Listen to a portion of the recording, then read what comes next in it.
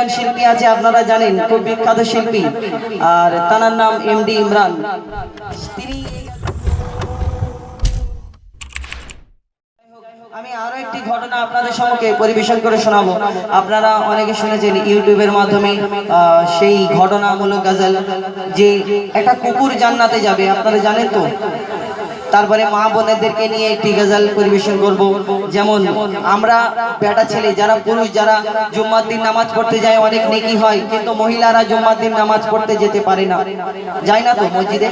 কিন্তু মসজিদে যাবার, যখন মসজিদে গেলে যতটুকু সওয়াব হবে একটা ছেলের, একটা পুরুষের, তার অর্ধেক হিস্সা একটা নারী ঘরে বসে বসে পেয়ে যাবে। সেই কি করতে হবে, কি এমন আমল করতে হবে, সেসব গজল আপনাদের সম্মুখে তুলে ধরবো। আপনারা মন দিয়ে শুনবেন। খুব সুন্দর এখানে পরিস্থিতি, পরিবেশ খুব ভালো, শান্তশিষ্ট ভাবে গজল শুনছেন। আপনাদের সম্মুখে সেই কুকুর সম্পর্কে যে গজল আমি পরিবেশন করেছিলাম কবি তানভীর কালাম সাহেবের, দেখবেন এই গজল আমি খারাপ ভাববেন না, এই গজল আমি এক জায়গায় গাইতে গিয়েছি, আমার গজল।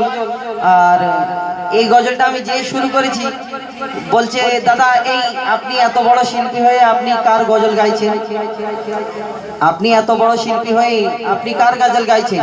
আমি বলি কেন দাদা, এটা তো আমার গজল, আমি অনেকদিন আগে এই গজল রেকর্ডিং করেছি। আমার কবি মরহুম আবুল কালাম সাহেবের সন্তান পুত্র কবি তানভীর কালাম সাহেব, তার লেখা গজল আমি গেয়েছি, ক্যাসেট করেছি, ইউটিউবের মাধ্যমে ছেড়েছি।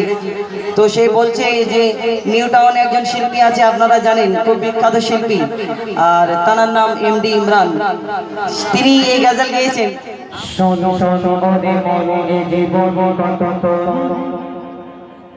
কিছুক্ষণ পরে তোর কাপড় মালিকুল ভাবে হাজিরিয়া দেখো ছেড়ে রোগ উড়ে যাবে তখন ওরে আহা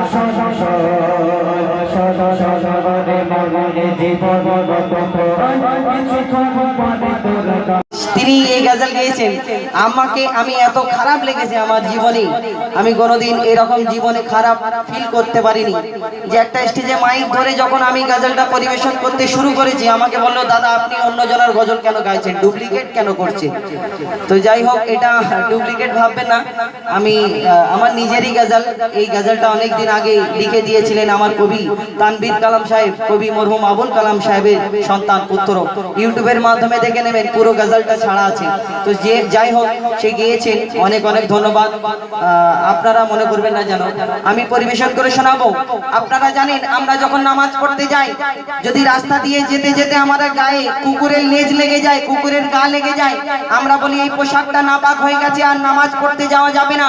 তাহলে আমরা কি করি, সেই পোশাকটা চেঞ্জ করে আবার নামাজ পড়তে যাই। কেন? কুকুর নাপাক বলে আমরা নামাজ পড়তে যাই না সেই পোশাকটা পরে। কিন্তু একটা কুকুর জান্নাতে যাবে, কোরআন শরীফের মধ্যে আল্লাহ পাক রব্বুল আলামিন উল্লেখ করলেন সেই কুকুরের কথা, আপনাদের সম্মুখে পরিবেশন করে শোনাবো। এবং এই গজলের মাধ্যমে আরো একটি ঘটনা তুলে ধরেছেন আমার কবি তানভীর কালাম সাহেব, যে এই দুনিয়ার মধ্যে আল্লাহ পাক রব্বুল, আমাদের বর্তমান পরিস্থিতি খুব খারাপ, আমাদের বর্তমান পরিস্থিতি মুসলমানদের প্রতি বড় অত্যাচার করা হচ্ছে। অনেক মানুষ এমন আছে, আমরা মনে করছি যে মুসলমানদের এখন মনে হয় সিন শেষ, মেরেই দেবে ভারতে। কিন্তু না, ভয় করবেন না, যে সত্যিকারের মুসলমান হবে তার মনে কোনোদিন ভয় লাগবে না।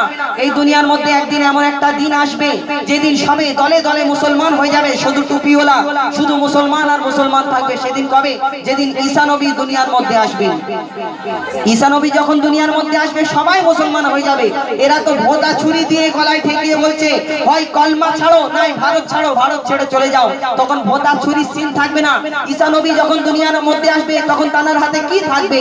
বড় মেশিন গান। এখন ওই AK-47, যে একবার তোপ দিয়ে উড়িয়ে দেবো, নাই কলমা পড়ো, নাই মেরে দেবো, এরকম বলবে না। ঈসা নবীর হাতে কি থাকবে? ঈসা নবী কোথায় আসবে? আপনাদের এই এলাকায় না আমাদের মিডিয়াপুরে, যে সেই সব ঘটনা কবি ছন্দের মাধ্যমে লিখছে। দেখুন, শোন শোন ওরে মন, এই জীবন কতক্ষণ, কিছুক্ষণ পরে তোর কাফন দাফন। শোন শোন ওরে মন, এই জীবন কতক্ষণ, কিছুক্ষণ পরে তোর কাফন দাফন। মালিকুল মউত হবে হাজির এখন, দেহ ছেড়ে রূহ উড়ে যাবে রে তখন। আহা শোন শোন ওরে মন, ওরে শোন শোন ওরে মন। মন। এই মায়ার দুনিয়ায় কেউ থাকবে না। তুমি ছেলে পুলের জন্য বড় বড় বিল্ডিং করে যাবে, ব্যাংকে টাকা জমিয়ে রেখে যাবে, যখন 41 দিন হয়ে যাবে তোমার ঘরে জোরে জোরে টিভি চলবে, বুঝতে পারবে কত মনে করবে তোমার ছেলেরা।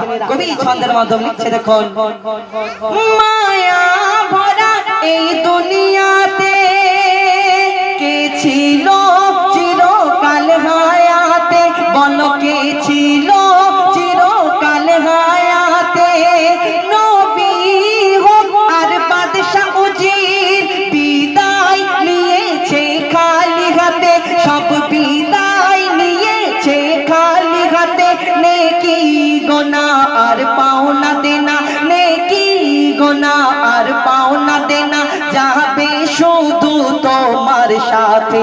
বলে খালি হাতে যায়, খালি হাত না গেলে বুঝতে পারবে মানুষের প্রতি অত্যাচার করলে, জোর জুলুম করলে, জমির আল কেটে জমি বাড়িয়ে নিলে আর খালি হাতে যখন যাবে বুঝতে পারবে কি কি যাবে, নেকি গোনা আর পাওনা দেনা, নেকি গোনা আর পাওনা দেনা যাবে শুধু তোমার সাথে।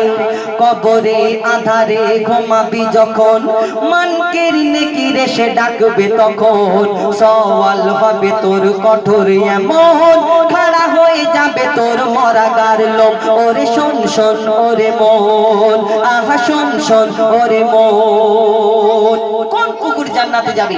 আসহাবে কাহাবের ঘটনা আল্লাহ পাক কোরআন শরীফে উল্লেখ করলেন, তাই কবি ছন্দের মাধ্যমে লিখছেন, আসহাবে কাহাবের ঘটনা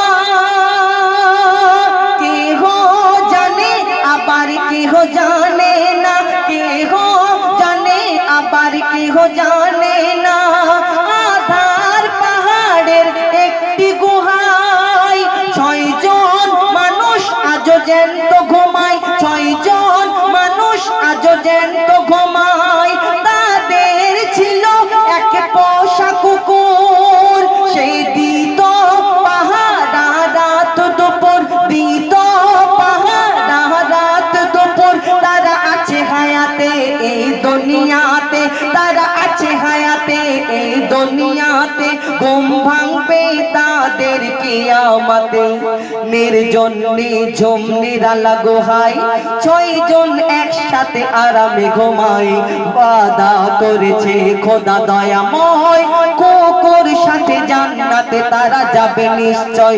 ওরে শোন শোন ওরে মন, আহা শোন শোন ওরে মন। তাই বলে আপনাদের এই পাড়ায় যে কুকুর রাত্রে ঘোরাফেরা করে এরা যাবে না? সেই আসহাবে কাহাবের যেই কুকুর চৌকি দিয়েছিল 6 জন মানুষকে, সেই কুকুরের কথা কবি ছন্দের মাধ্যমে শেষ কথা লিখছে। ঈসা নবী যখন আসবে, এই এলাকার নাম কি? আপনাদের শিকিরহাট মোড়েতে নামবে ঈসা নবী, না আমাদের মিডিয়াপুরি যে গার্ডেন ডিজ মহাস্তলা এলাকায় নামবে? কোথায় নামবে এবং তার হাতে কি থাকবে? সবাই দলে দলে মুসলমান হয়ে যাবে, কলমা পড়ে নেবে। কি থাকবে সেই সম্পর্কে কবি ছন্দের মাধ্যমে লিখছে, চৌথা আকাশে ঈসা নবী হায়াতে আছেন তিনি জানি সবই, হায়াতে আছেন তিনি জানি সবই, আসবেন তিনি আবার এই ধরাতে। কোথায় আসবেন? নামবেন মসজিদে আকসাতে, নামবেন মসজিদে আকসাতে, করবেন তিনি ইসলাম প্রচার। আর কি হবে? শেষ হবে বেদিনদের অত্যাচার, শেষ হবে বেদিনদের অত্যাচার, না তীর থাকবে না থাকবে তলোয়ার। তবে কি থাকবে? না তীর থাকবে না থাকবে তলোয়ার, না তীর থাকবে না থাকবে তলোয়ার, কোরআন হবে তার হাতিয়ার, কোরআন হবে তার হাতিয়ার। হিন্দু ইহুদি বৌদ্ধ খ্রিস্টান দলে দলে হয়ে যাবে মুসলমান, আল্লাহ দেবে তার এত সম্মান, নবীজির পাশে হবে তার কবরস্থান। ওরে শোন শোন ওরে মন, আহা শোন শোন ওরে মন এ জীবন কতক্ষণ কিছুক্ষণ পরে তোর কাফন দাফন মালিকুল মউত হবে হাজির এখন দেহ ছেড়ে রূহ উড়ে যাবে রে তখন আহা শোন শোন ওরে মন ওরে শোন শোন ওরে মন আহা শোন শোন ওরে মন